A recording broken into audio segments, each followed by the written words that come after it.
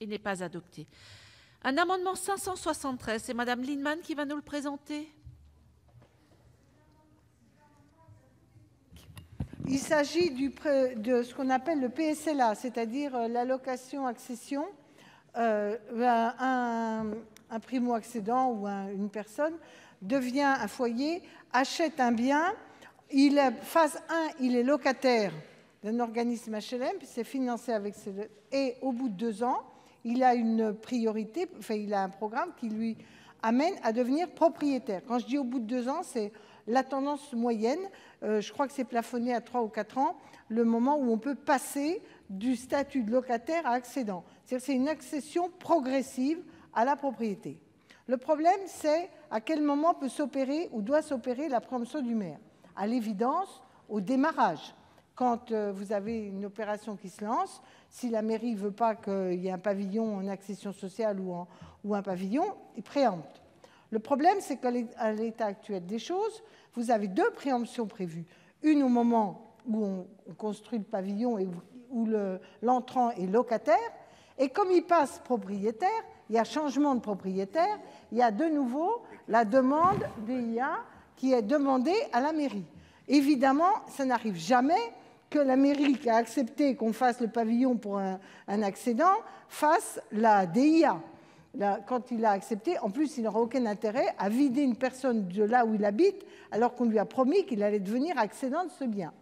Donc, à partir de ce moment-là, ce que nous vous proposons, c'est que le maire ne puisse plus faire la préemption s'agissant de cette location PSLA au seul moment du démarrage et pas au moment du transfert de propriété.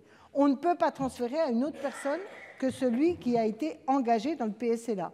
Donc franchement, là, c'est une simplification administrative. Comme le gouvernement souhaite simplifier, il ne s'agit pas d'enlever aux maires leur prérogative de refuser qu'une opération se fasse. C'est simplement pour rendre les choses moins longues et plus aisées. Merci. Quel est l'avis de la commission, Madame la rapporteure ?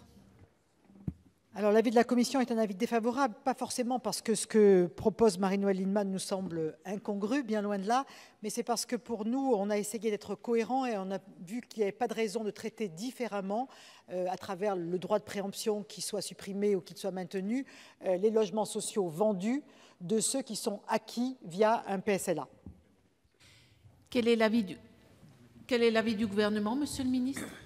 Bien, Madame la Présidente, c'est un avis favorable parce que effectivement, il y a une vraie différence de projet entre un logement social construit pour être loué et un logement social construit pour être vendu. Donc, il nous apparaît que cet amendement est frappé, comme on dit, au coin du bon sens, et c'est pour cela que nous donnons un avis favorable. Madame Lienemann, pour explication de vote.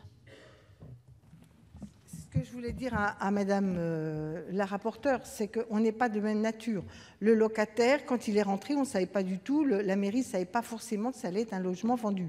Quand la mairie donne son droit de préemption et dit « je ne préempte pas », elle sait qu'on va avoir un logement PSLA qui, dans moins de 2 ans, c'est-à-dire, enfin, ou 3 ou 4 ans, à très court terme. Et c'est pourquoi je vous demande, Madame la rapporteure, d'être compréhensif après l'avis du gouvernement.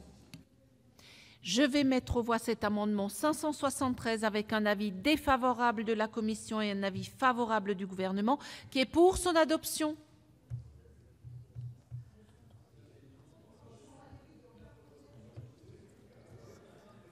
Qui est contre? Il est adopté.